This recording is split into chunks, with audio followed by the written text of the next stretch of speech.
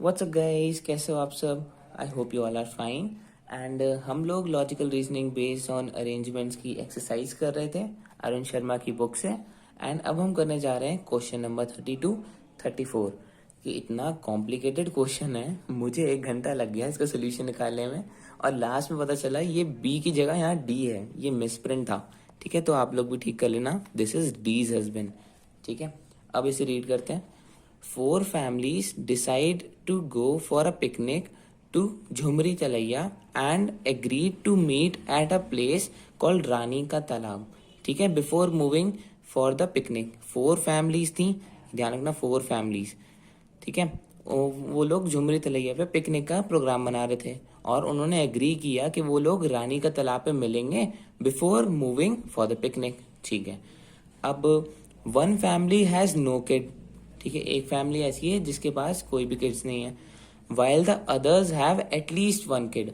बाकी की जो 3 families हैं उनमें एटलीस्ट एक तो किड है। ठीक है, at least 1 kid, who 1 kid each. Amongst each family with kids at least 1 kid goes to the picnic. अब ये भी ध्यान रखना, एक किड एटलीस्ट पिकनिक पे जरूर होगा जिनके पास किड्स हैं वो उनकी। Following is the information about the families. अभी मैं इंफॉर्मेशन पढ़ूंगा, अब इसमें इतना कंफ्यूजन होगा ना, आप खुद देखना। तो मैं इसमें पहले वाइफ और हस्बैंड्स को अलग अलग कर दूंगा। चलो पहले रीड करते हैं। The family with 2 kids come just before the family with no kids. ठीक है, जिनके पास 2 बच्चे हैं वो पहले आते हैं, जिनके पास नो किड है उससे पहले। ठीक है, D who does not have any kids reached just before C's family. ठीक है, पी एंड हिज वाइफ, अब यहाँ पर वाइफ आ गया। ठीक है, reach last with their only kid. तो मैं पहले आपको रिकमेंड करूंगा कि आप वाइफ और हस्बैंड्स को अलग अलग कर लो, वरना बहुत कंफ्यूजन होगी।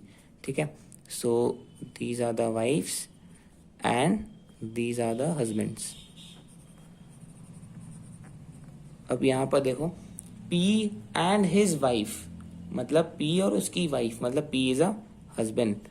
ठीक है, Q is not D's husband. D का हस्बैंड क्यू नहीं है, मतलब क्यू किसी का तो हस्बैंड है, तो Q is a husband.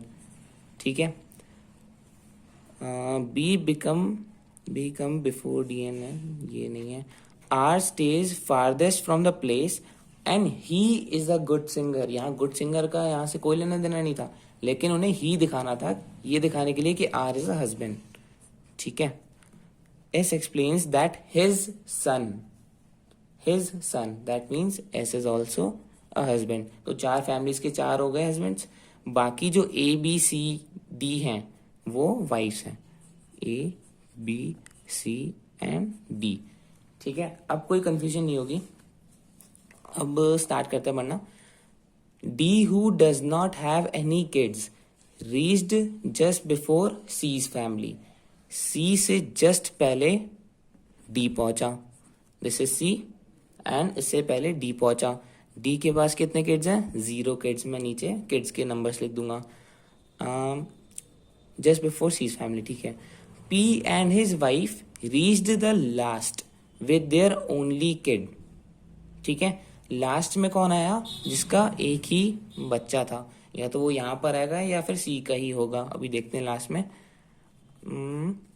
Daughters of C and A go to the same school, इससे मतलब नहीं है। B came before D, B came before D and met A when she reached the fixed place. B जो है वो D से पहले आया।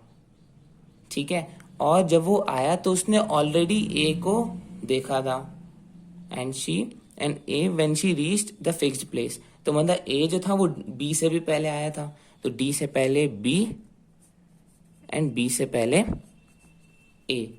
ठीक है, तो ये कॉम्बिनेशन हो गया ए बी डी सी, और लास्ट में मतलब सी आया, तो इसका जो वन किड था वो सी का ही था।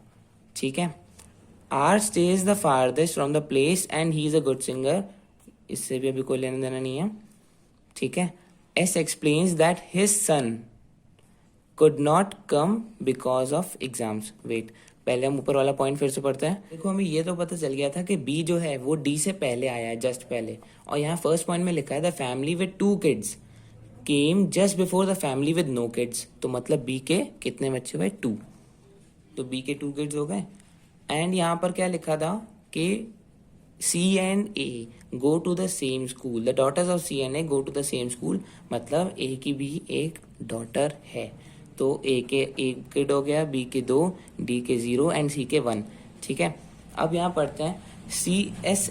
S explained that his son could not come because of his exams।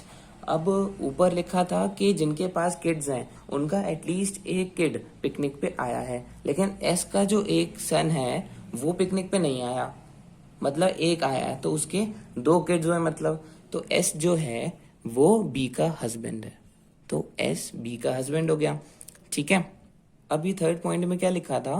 P and his wife reached last with their only kid, तो ओनली किड का तो हमने मेंशन कर दिया, और सी लास्ट में, और मतलब पी भी लास्ट में, तो पी हो गया सी का हस्बैंड। ठीक है, अब इसके फोर्थ पॉइंट में लिखा था जिसमें मिसप्रिंट था, Q is not D's husband, Q जो है वो डी का हस्बैंड नहीं है, तो किसका हुआ? ए का। बचा क्या?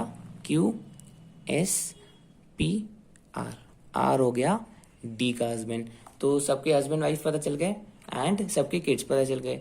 अब आते हैं क्वेश्चन पे। ठीक है, तो 30th क्या हुआ? Who amongst the females arrived the third, third कौन आया? 1 2 3, और फीमेल कौन है? डी। ठीक है, तो इसका आंसर हो गया option D, D. 31, which is the correct pair of husband and wife?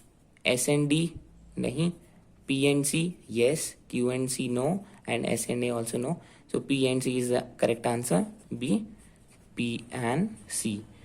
32 question, whose daughters go to the same school, किसकी डॉटर सेम स्कूल में जाती थी? किसकी? C and A की, और C and A के हस्बैंड कौन है? Q and P। ठीक है, तो Q and P and Q is the answer, option C, P and Q। 33, whose family has definitely more than one kids? Of course it's S and B, तो इन्होंने husbands पूछा है तो it's S, SS family। Among the males who arrived the second, second कौन आया mails में? Husband, that is S, तो the option is D, S।